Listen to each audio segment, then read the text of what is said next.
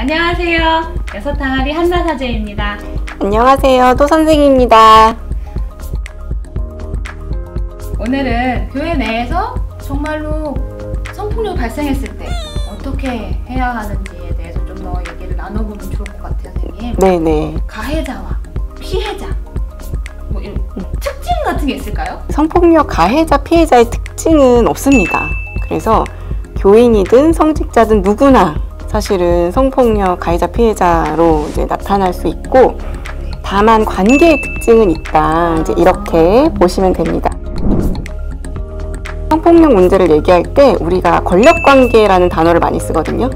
권력관계가 형성이 되면 그 안에서 성폭력이 발생할 수 있다, 이런 얘기를 많이 하는데, 교회 안의 다양한 권력관계를 생각해 보시면 누가 교회를 오래 다녔냐 막 이런 것도 사실은 그것도 힘이 되죠. 예, 교인이 아닌 사람들은 이해 못할 수 있지만 당연히 권력관계가 되고, 그 다음에 한 지역 안에 교회가 있기 때문에 지역에 영향력을 끼치는 사람이냐 여부, 그 다음에 신부님이랑 신분이 있냐 여부, 친분이, 예, 그 다음에 뭐 가족이 다 같이 교회를 다니냐 아니면 혼자 다니냐, 뭐 이런 정말 다양한, 예, 교회의 특성에 따른 다양한 권력관계가 형성이 돼요. 그래서 다른 공동체 성폭력보다 좀 더 권력관계 양상이 복잡할 수 있다. 이런 특징을 좀 기억해 주시면 좋죠. 공동체 안에 가해자랑 피해자가 같이 있는 거잖아요. 어떻게 해야 될지도 모르겠어요. 그런 일이 정말 발생하면 제일 먼저 뭘 해야 될까요, 선생님? 사실 제일 먼저 해야 하는 것이, 보통 공동체 성폭력에서는 공간 분리예요. 피해자랑 가해자를 만나지 않게 해라 인데, 교회는 그게 불가능하다고 생각하시는 분들이 있죠. 그렇죠. 아, 어떻게 그래도 종교 생활을 차단하냐, 이제 이런 얘기를 많이 하시는데, 사실 피해자한테 가장 중요한 건 치유와 회복이고, 가해자한테 제일 중요한 건 반성과 재발 방지예요. 근데 단지 그 종교 생활이니까 우리는 분리할 수 없어라는 이유로 가해자를 계속 이렇게 교회에 나오게 하면, 사실은 그 내 이웃을 내 몸같이 사랑하라는 말을 좀 지키지 않았던 분들이잖아요. 저는 조금 고민의 시간을 드리는 건 필요하다고 생각해요. 그리고 가해자가 성폭력을 저질렀던 그 상황을 본인이 돌아보는 시간을 갖게 하는 것. 왜냐하면 하느님은 어디나 계시잖아요. 반드시 교회에 와야만 신앙생활을 하는 건 아닙니다. 그 교회에서 꼭 예배를 드려야 하는 건 예, 그렇기 때문에 저는 좀 더 유연하게 그런 사고를 가지시면 그 교회 내 공동체 성폭력 대응의 어떤 지침이 되지 않을까 생각해요. 선생님, 그러면 가해자를 만날 때는 어떻게 해야 하고 피해자를 만날 때는 우리가 또 어떻게 해야 하는지 사실 좀 모르겠어요. 어떻게, 무슨 말을 먼저 해야 할지 뭐 그런 거 되게 어렵거든요. 피해자를 만날 때 제일 중요한 건 우리가 경청을 해야 된다, 이런 얘기를 많이 하거든요.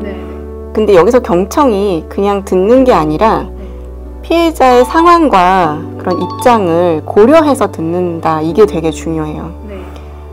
가장 많이 실수하시는 부분이, 일단 피해자의 얘기를 들으면 엄청 화가 나거든요. 그렇죠. 예, 그러니까 피해자가 아무에게나 피해를 얘기하지 않아요. 정말 신뢰하는 사람에게 피해를 얘기하기 때문에 이미 친분이 있어서 막 자기가 들으면서 더 화가 나니까 심리상담소 가자, 경찰서 가자 이러면서 자기가 막 나선단 말이에요. 근데 피해자는 그 부담스러울 수 있어요. 왜냐하면 교회 안에서 성폭력이 벌어졌다? 그럼 누군가한테 피해를 호소하는 것만으로도, 이야기하는 것만으로도 힘든 결정이었을 수 있거든요. 근데 막 다른 사람이 나서서 이거 해라 저거 해라 하면 되게 부담스러울 수 있습니다. 그래서 제일 좋은 건 이런 거죠. 너가 뭐 심리상담소든 경찰서든 어딘가 가고 싶으면 내가 같이 가줄게. 뭐 이 정도의 제안. 이런 거 되게 중요하죠. 가해자에게 중요한 것은 제가 아까 이제 반성과 재발 방지라고 말씀드렸는데, 그걸 기다려주는 자세예요. 예. 그러니까 이 사람은 안 돼. 나쁜 사람이야. 우리 공동체에선 없어져야 돼.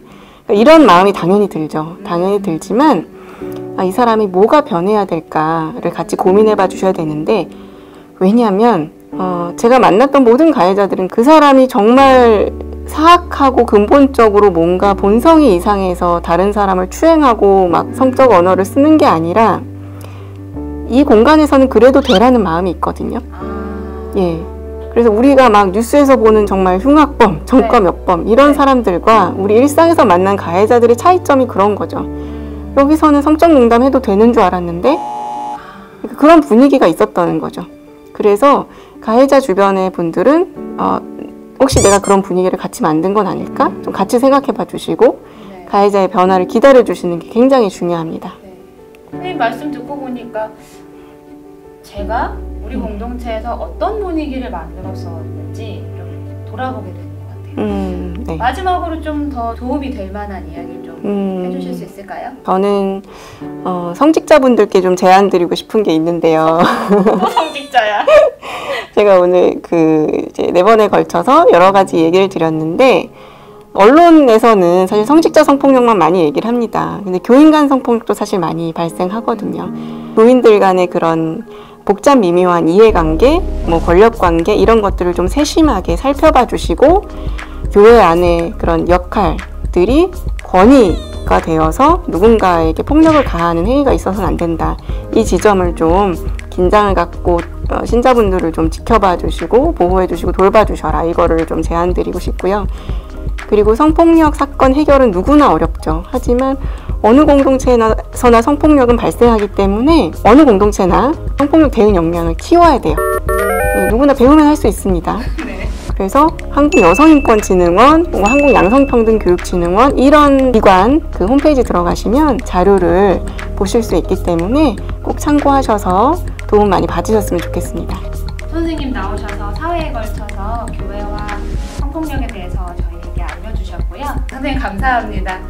다음번에는 교회와 디지털 성폭력에 대해서 우리 함께 알아보도록 하겠습니다. 안녕!